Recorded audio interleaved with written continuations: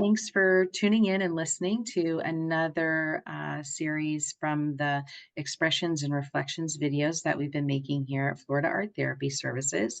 I'm Reina Lombardi. I'm the owner and founder here at the practice. And today I'm talking with Leeanna Mantica, one of the art therapists that works here, about neurodivergence. And so let's just hop right in. Tell Yeah. us a little bit about what is neurodivergence? What exactly does that mean? It's a very large word, and I think that it confuses a lot of people because it's kind of a clinical jargony term. Yeah, I think it certainly can be. So the term neurodivergence was coined by a sociologist, an Australian sociologist. Her name is Judy Singer in 1998. So the term has been floating around in the ether for quite some time, and it's picked up in the last, I would say, 2 to 3 years in terms of popularity because more and more people are now getting diagnosed with ADHD, with autism, and research is expanding because previous research had really been focused on males, adult males, and the presentation of neurodivergence in women or young children can often be different. Very So different. more people are getting diagnosed. You're hearing the term neurodivergent more often. And it really is an umbrella term that encompasses, I mentioned autism, I mentioned ADHD, but others can fall under it, like OCD, different intellectual disabilities, dyslexia. So it kind of encompasses all of those and refers to the way our brains are wired, the way that they're made up. And if you look in nature, diversity itself is very advantageous evolutionarily, right? So there are many advantages to being neurodivergent. There are also disadvantages, Mhm. especially as we function in an ableist society, which I mentioned in the last video. So when I am specifically referring to neurodivergence, I'm typically referring to that ADHD, autism spectrum disorder, ADHD cluster, because that's typically the clients that I see and that I have a lot of experience with. Um, and so anytime you hear that neurodivergent in this video, particularly, I'm referring to those two things. Whoops. I pulled out my cord from my camera, so I'm going to duck down and actually re-plug Okay. that back in. A Yeah, no little bit of worries. weirdness for those watching, but these are the things that happen. They do Um, happen. They do happen, especially with neurodivergent individuals. this Was is that a true. corner of my desk that I just hit? Did I just rip out my cord? Where I is my cord, in fact? I ripped it out, and I knew that if it was not plugged in, it would not be good for this recording. So I wanted to No, just go it ahead and wouldn't take care be. of it. But do we have to redo that segment? No, No? Okay, okay, cool. we'll just keep it in there because Sounds we're good. human and we make mistakes Indeed, we and do. we don't need to be perfect. And Yeah, this video doesn't need to be perfect. it doesn't. So, um, what do you think are some of the benefits of art therapy for children and individuals that do present with neurodiversity? Hmm. So I'd like to go back to my, last video and really stress that neurodivergent children are children. And children all have a need to both express themselves, whether that be through play or through art making. And they also have a need to explore the world around them in order to learn. So they need to get their hands into the dirt. They need to make messes in order to learn. They need to experience the world around them. So I think that's a main way, right, that art therapy can help children who are both neurotypical and neurodivergent. But specifically for neurodivergent children, art therapy can really help them to express themselves when words cannot. Mhm. Because so often autistic children have a limited verbal capacity, perhaps even more so than their same age peers. And it's very difficult. It takes a level of emotional maturity and understanding to be able to express how you're feeling. In fact, most adults have difficulty doing that, communicating, Mhm. identifying how they're feeling, and then communicating that in a healthy way. So art therapy can facilitate that dialogue, or it can just, the art making itself can serve as a vehicle of emotional expression, right? Art therapy can also be in and of itself, that art making process, a way to cope with whatever's going on with really difficult emotions. It can be a way to express those in kind of a cathartic release. It could also be a coping skill in and of itself, right? So art journaling or sketching out how you feel or making a sculpture, a symbolic sculpture can be really, really helpful. And then there's also the sensory component Mhm. that you're gonna encounter with most neurodivergent folks. So, art materials themselves are typically very sensory, very tactile. And if an individual has any sort of sensory issues or sensitivities, those will come out during the art making process. Yeah. Um, I think it can also be very soothing and very regulating to the nervous system, which people who are neurodivergent, autistic children, ADHD children, they have very sensitive nervous systems. Yeah. And that tactile art making or experiential play in art therapy sessions is so beneficial to regulating their nervous system. Yeah, absolutely. I think sometimes just a simple scribble drawing when a kid is feeling overwhelmed and anxious, it's like all that stuff that's going on within is now on the paper. And but that feedback, the pressure of the feedback Hmm. also helps calm it down at the same Right. time. Absolutely. Yeah. Yeah. Well, how for folks that, you know, they don't work in the field, they don't work in education, they're just raising their child, they're just recognizing something's going on, but I'm not really quite sure. I'm assuming that this is pretty, like, typical. Maybe it's their first child, and so they're not really seeing the signs. How can folks identify possible neurodivergence so that they can, like, seek out resources to help increase their child's success of navigating the world Right. effectively? Right.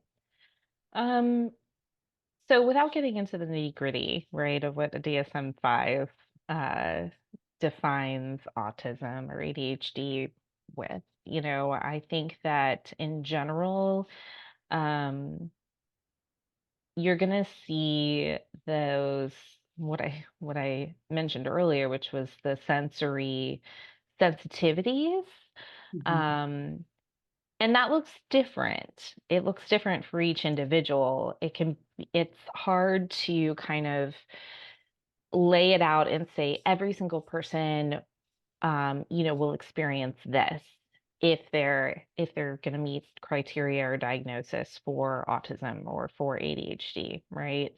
Um, but I would say in general, especially with autistic children, you're going to see those sensory sensitivities. Mhm. Either they'll have a really low threshold for sensory input, whether that be auditory, like sounds are really too loud.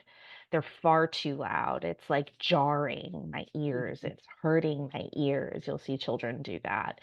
Or too tactile, the way things feel, like this sweater, the tag seams inside are really itchy. Like it feels like bugs are crawling on my skin, or you'll have those meltdowns, like Mhm. extreme temper tantrums around typical daily tasks like getting dressed. The seams of socks is another one. Like that Yeah. seems to be a really big thing, is like if it's not lined up right or it feels wrong because that input is intensified in a neurodivergent brain. Mhm. Or taste. Like a lot of neurodivergent children will be really picky, selective eaters. They want to only have the same foods, safe foods, foods of the same color or textures, foods that Yeah. are heated or cooled to an exact temperature, and it really impacts their overall diet, nutrition as Yeah. well, right? So there's a whole sensory component there. So there's low threshold, and then they could also be kind of a high threshold where they might Right. not feel pain Mhm. in what you would expect to be a very painful response. Like, didn't that hurt you? Well, they're just fine, just going about their day, and you're like, no, that was definitely a serious injury. Um, or they need a lot of pressure. You'll see them like craving a weighted blanket or a deep hug, because they don't have that low threshold. It takes a lot for them to experience the same feedback in their neural system. So there's that. And then I think also special interests or hyper focus slash hyperfixations are Mhm. another commonality.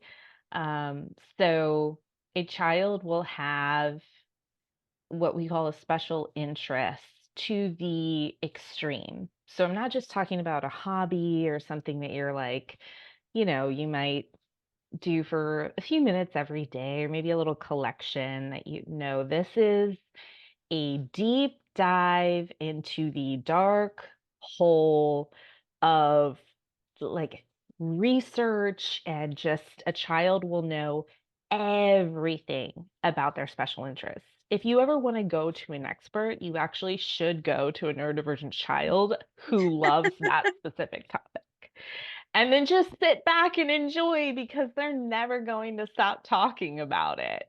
Oh, yeah. They might have those social skill deficits as well, where they don't know when to stop, when to pause for that reciprocity in conversation. And they might also go the complete opposite, where they're so fearful or they don't understand social cues or sarcasm, so that you'll see they'll hold Mhm. back and there's kind of a withdrawing that happens as well.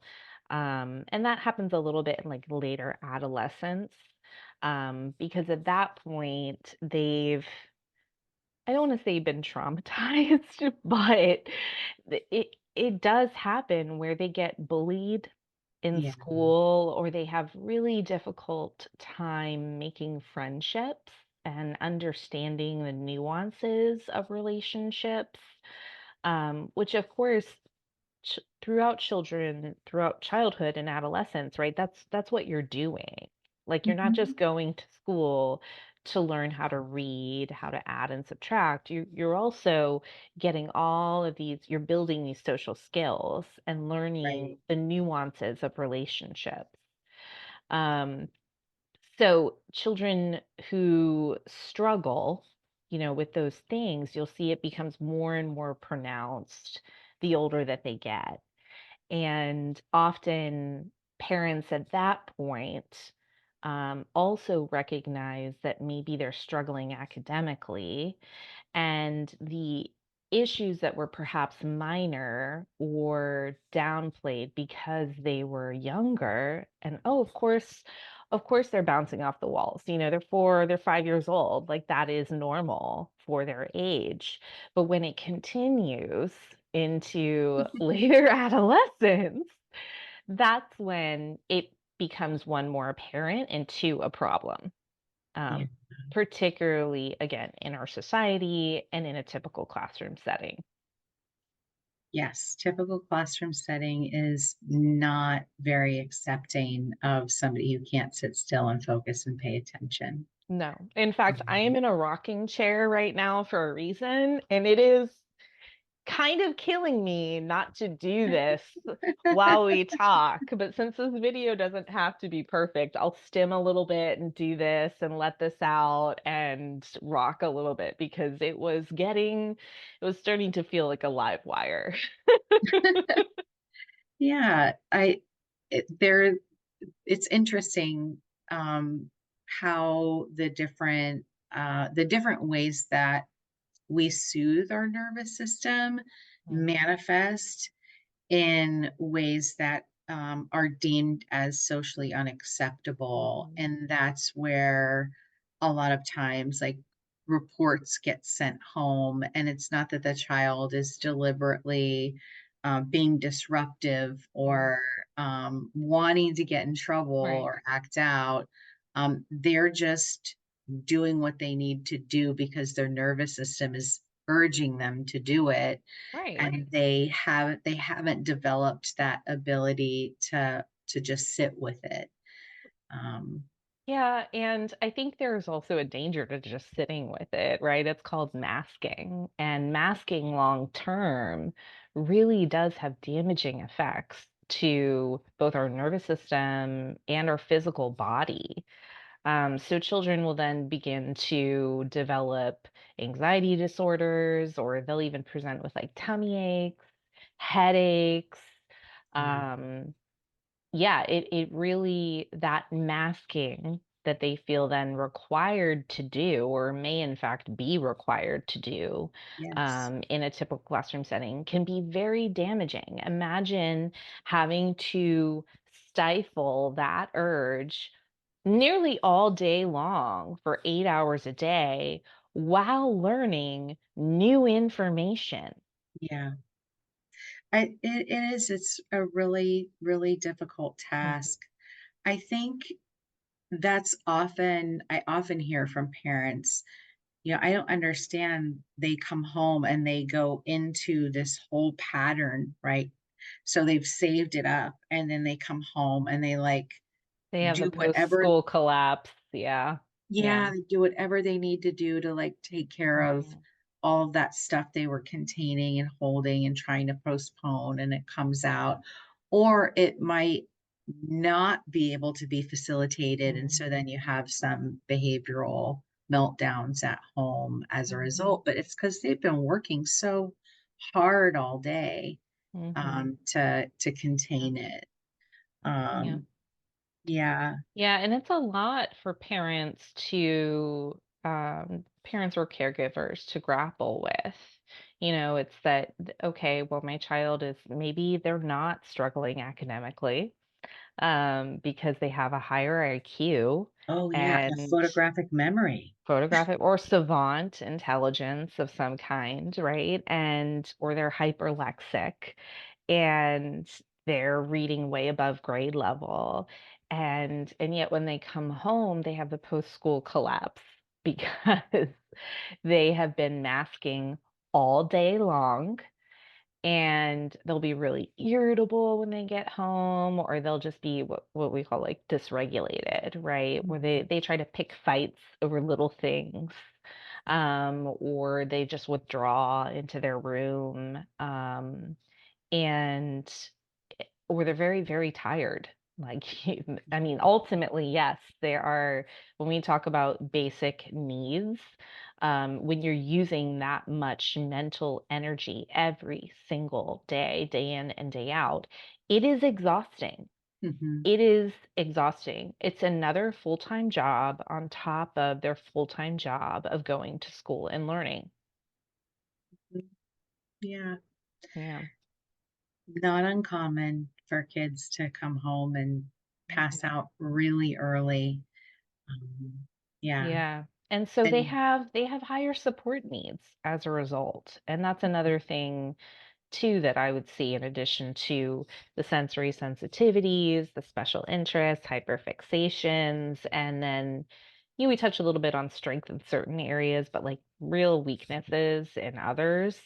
But just the general need for additional supports is probably another indicator of neurodivergence, is that you need that proximity seating in school in order to pay attention. You need extended time that you may not be getting. You need a Mhm. quieter, smaller classroom setting, or maybe to be pulled out for important tests. And you also need help with planning and organization in order to complete that school project, because breaking that down into all the smaller steps is nearly impossible when you're struggling with executive functioning. Right, it might not even be the big project, it might just be turning in the work that was completed, Oh, that too, yes. right? I don't know what happened to it, my book bag ate it. I don't know where it went. I don't know where it went. I don't know what happened. Or I've had some clients too who, because they've had to rely, this is primarily with girls, and I'm sure you see this too. Maybe talking a little bit from personal experience here.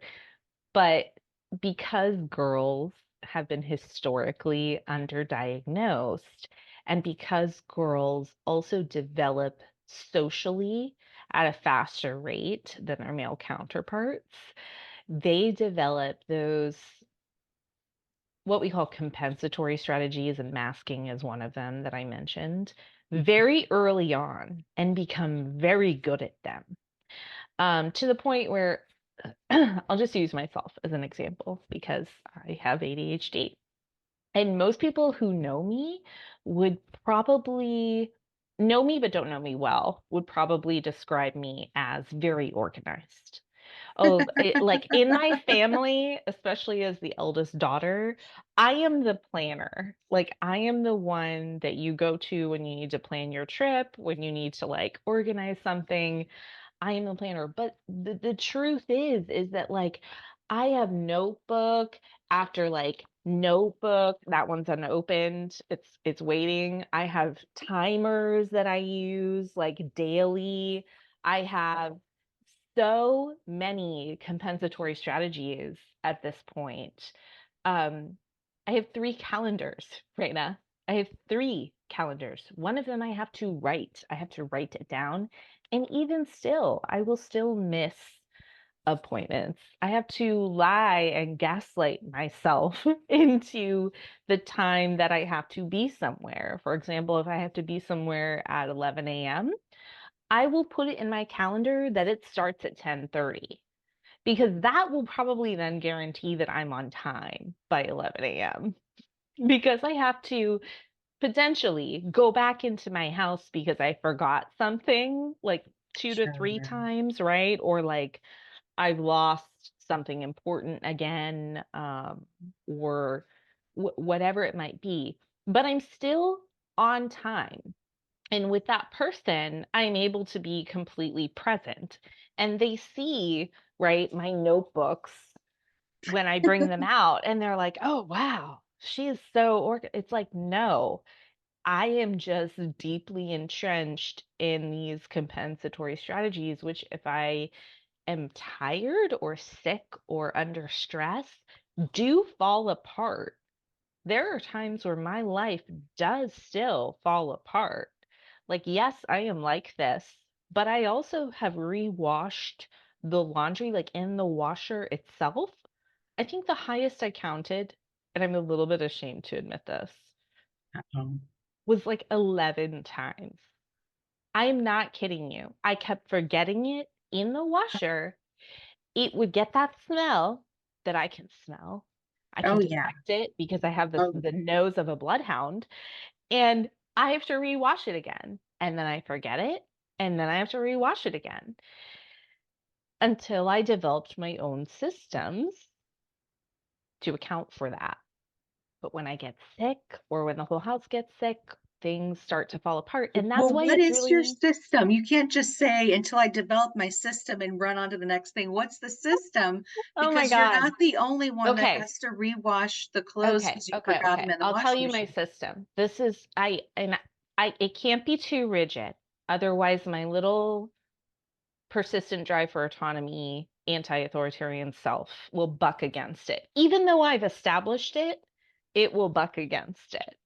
So my rule is one load of laundry a day, complete. What I mean by that is that it goes from the hamper or floor to the washer, out of the washer, into the dryer, out of the dryer, put away. And I've simplified that as much as I can. All of my clothes, I see them, I hang them, right? And I don't care that it's wrinkly, it's going on a hanger and it's going in there. I've also come to accept that laundry is a cycle. It will never reach a stage of completion because Yeah. we're wearing our clothes every single day. What I really pay attention to and the markers that I pay attention to are, do I have clothes to wear? Does my child have clean clothes to wear? Right? Does my partner have clean clothes to wear? Like, because I'm in charge of the laundry in the house. And if all those, if like we're good, we all have underwear and stuff, I'm like, okay, okay, cool. And sometimes I can stay on top of it and do that. I also, my rule is that I don't do laundry. Like I am not allowed to have anything in my washer past 2 p.m. I don't know why, but if I can wake up and before I go into work, throw in a load of laundry, usually by noon, like it's I realize it's done. I'm taking a lunch break or whatever, and I work from home. So, I mean, this might not apply to everybody who's watching this. But then at that point, I switch it to the dryer. And then my rule like is obeyed. Like I do not if I disobey that rule, the washer I will go into that endless cycle of having to rewash clothing or whatever it is. Yeah, the So idea that's of doing it in the evening has never no, worked for me no. either for I'm that very not reason. I'm not that type of Forget. person. And in the mornings, I'll like fold it or put it away, or I have the members of my home help me do that as well because it's not just my responsibility, right? I'm reaching out and asking for help and advocating for myself at all corners and fighting that perfectionistic person in my head that says that asking for help is a weakness. Mhm. And it's also their responsibility as well. Mhm. So I know I walk through the world knowing that I'm not alone and that not everything is my responsibility, and I have nothing to prove. I just need to keep my wash cycle flowing. Yeah, it's pretty simple, but I think it takes a while to get Oh, it does. to like It get to took that point. it took me years because it's unique to each individual. I mean, I've looked up cleaning charts and cleaning schedules and this and that, and what I found is that they're great for neurotypical people, yeah. But sometimes I need to play a game and I need that novelty and motivation because my brain is already low on that dopamine. And doing this laundry, which is a repetitive, mundane task, does not, it depletes my already low dopamine supply. Right. So I have to make it fun for myself too. Sometimes I'll play some games like, oh, okay, this laundry basket is actually Mount Everest. And every little thing that I'm taking out of it and folding is like I'm chipping away at Everest. I'm climbing the mountain, right? I play these little I'm like, okay, listen, it is medieval times and it is olden times and I am a tavern wench and I'm like just scrubbing these dishes. And I might yell it, not yell, but like, oh, you over there? I need your mug, and I'm like, And that's how I make it fun for myself and motivate myself. Most people are like, "Oh, Leanna, she's so dramatic and da da da da da." I'm like, "Yes, I am. Yes." But it also has an underlying reason as to why I'm doing that. Mhm. I'm hacking my brain's neurotransmitters every time I'm doing that. Yeah, I wrote in a blog a number of years ago about like getting your kids to do chores and like making housework fun. And Yeah. it's like turn it into a song, turn it into Hmm. a dance party. Like Hmm. if you can utilize that gamification Hmm. where you're activating the dopaminergic system and you're Right. getting that reward, it feels like fun and it doesn't feel like dread. Hmm. And for some people, like you're saying, that might not be necessary. And so it doesn't make sense to them, I Right. think. For neurotypical people that don't struggle with that, they're like, what? Like, why do you have to do that? Hmm. But for other folks, without that knowledge of like, this is how my brain works, and this is why it's helpful for me to do these things because it Hmm. actually allows me to feel less anxious because my life is in order instead of disarray and chaos. Hmm. Um, it's really important. Yeah, it really is.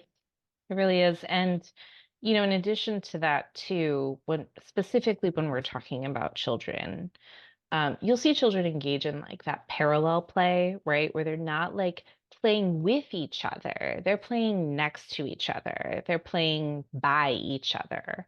And what's Mhm. really happening there is that they are picking up on what the other is doing and learning throughout that process. In the same way, for neurodivergent folks, body doubling works. So if you have a body double, which is another person who is in your space or maybe even with you virtually, who is witnessing what you're doing and also allowing you to witness what they are doing, it allows the neurodivergent person to, one, stay on track, be accountable, and learn about that process. It took me years of living with a variety of individuals, a number of individuals in the Southern Scholarship Foundation, to learn the process of laundry, to Mhm. learn the multi-step process of meal planning, budgeting, and grocery shopping, right? So as children grow up, if we're able to incorporate parts or all of that process and involve them in it, Mhm. then by the time they hopefully reach adulthood, they might still need a body double. Yes, that's helpful. But perhaps by then, they've developed some strategies and systems that really work for them. They have to be flexible. They have to be adaptive. They have to be motivating and oftentimes novel, though, which is Oh, yeah. something about it has to be new every time. And I find that true for myself as well. Like I need it to be fresh or to present itself as a problem to be solved, and then I am invested. And in the same way, too, neurodivergent children work the same way. So when we're creating these behavioral like discipline strategies for them, they need to model that, model what their brain needs. So often in our therapy with me, with my clients, a lot of time is spent working on and like fine tuning, finessing, if you will, what their discipline strategy would look like, to both motivate them, to encourage positive prosocial behaviors, to help them to cope and really regulate. Because ultimately, discipline should teach, not punish, right? Mhm. So we're through discipline teaching that child ways to cope, better ways to communicate, ways to regulate themselves independently, and ways to move about the world, because that's really what they need to learn, is how to create those systems that work for them, how to um, function and enable a society. And also, home should be a safe space where they can unmask and have that precious alone time that they need, and have that time spent with their special interests, because that's where neurodivergent folks really recharge. And that's how they recharge. That's how they replenish their stores, is by spending time with whatever interests that they love, um, and engaging in those activities. Yeah. So we have a few things happening at the practice that are really designed with kids um, that happen to have neurodivergence in Hmm. mind. Hmm. And can we talk a little bit about that? And Yeah. um, let's talk about, first of all, in March, we're going to launch a summer camp. Hmm. Well, no, it wouldn't be a It's a March summer spring camp. spring break camp. Yep. Spring break camp. Yes, I'm Yeah. getting ahead of myself. Yeah. So Yeah. tell me a little bit about what you've designed for kids for the Yeah. spring break week. So I have designed a creativity camp series called Expressive Explorers. And it goes right back into what I talked about before, which is that children have two primary needs: to express themselves and to explore the world around them. Each week, particularly for summer, is themed on a different part of our world. So every week, we start off by, oh, I forget which one it was to start. Remind me. Under the sea, maybe? We start with Under the Sea. That's right. And I wanted to start with that because that's kind of my birthday week too. And I'm a Florida girl at heart, and I love the sea. And so does my daughter. And so we're going to be, there's a lot of sensory input involved with each camp, because I approach everything I do with a neuroaffirming lens. And so we'll have different centers every week that go with the theme. So for Under the Sea, we have water beads and we have sand trays, and we're doing bubble play and water play. And then we're also doing projects that promote those positive social interactions. For example, we're reading the book Rainbow Fish, and we're talking about sharing. And if you don't want to share, what does that look like, and how do you communicate it? And also the importance of collaboration within the group. So, although I am an art therapist, this is not therapy, nor is it a substitute for therapy.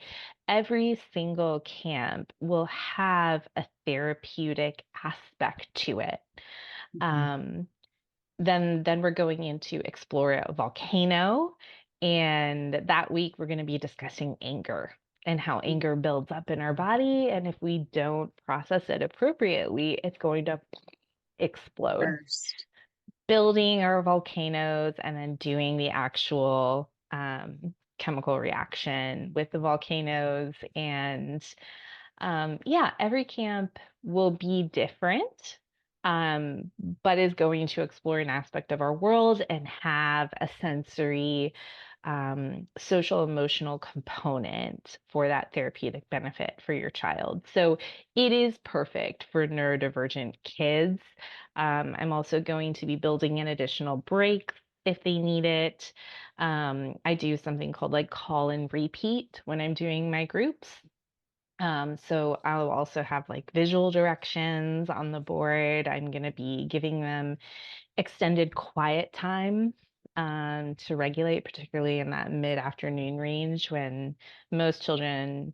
So each group, it's like in general, like 5 to 8, but most kids are going to reach that lull in the mid-afternoon. So I accommodate for that.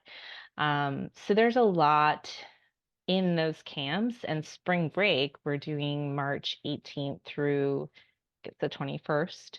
So that Monday through Thursday is going to be a little trial run of my summer Nice. camp series. So each day will be a slightly different theme, and I'm just going to be selecting one or two activities from my summer camp series to do each day. My favorite one that I think, well, they're all pretty good, but I love Into the Dirt. So Into the Ooh. Dirt is my gardening theme, and I love to make eco-friendly art. We'll probably be doing something like that, building miniature terrariums and being really mindful and watching earthworms and learning all about soil types and looking through a microscope that I have. And again, that sensory component as well.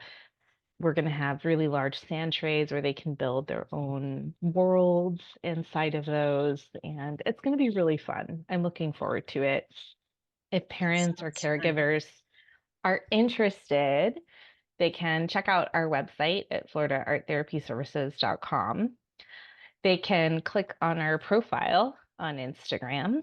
And in that profile, we have a link tree that you can click on, and there'll be a link for Expressive Explorers.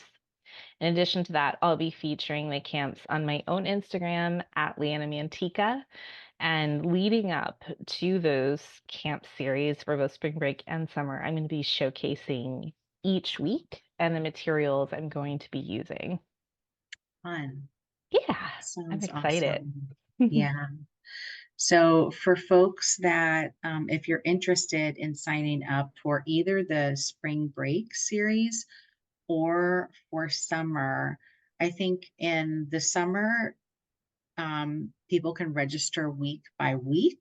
Hmm. Is that right? And Yeah. then so you wouldn't have to come the whole summer because we know Right. people are on vacation and travel Yeah. and stuff. But if you're home and you do need that extra support, while you're working.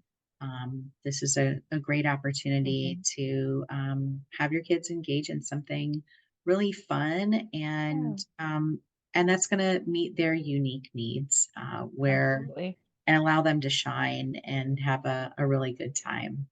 Yeah. So they can call the office too. They can And call the office 239-297-7099. I will say that I am limiting it to 8 children. So if you are interested, do not hesitate. Act now. I suspect that they will fill up. I know that they will fill up.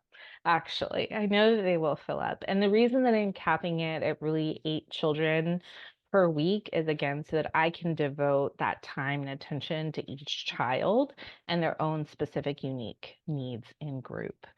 So I'm just so excited for it. And I also will mention that it is, so the cost is 275 a week. That includes all of the supplies and the materials that your child will be using, and they will go home with a project of some kind, if not projects each week. But I will also be developing a 25 free summer art activities PDF that will be available probably around April. That I would love for people to access. And I will be making this into a curriculum for parents to purchase. Now, of course, that curriculum doesn't include the cost of supplies, doesn't include the time and space that it would take up to actually do these things with your child. But let's say you're a homeschool mama or homeschool parent, and you're maybe not in the Fort Myers, Florida area, and you want to do these things with your child for the spring break or summer, um, primarily summer, you can purchase that. And I'm really excited to be able to offer that. So check it out. Check out my page. Again, it's at Leeanna Mantica. So at Leeanna Mantica, Mantica, or Florida Art Therapy Services at Florida Art Therapy Services on Instagram, our website. There'll be plenty of information there, and I can't wait to see everybody. I'm excited. I think it's going to be a really great experience for the kids. Yeah. And yeah, well, thank you for sharing on this topic. And yeah, thank you all for watching. Thank And you. yeah, feel free to give us a call, 239-297-7099, and ask any questions you might have. Or, like Leanna said, head over to the website at www.floridaarttherapyservices.com. All right, take care, everyone. Thanks.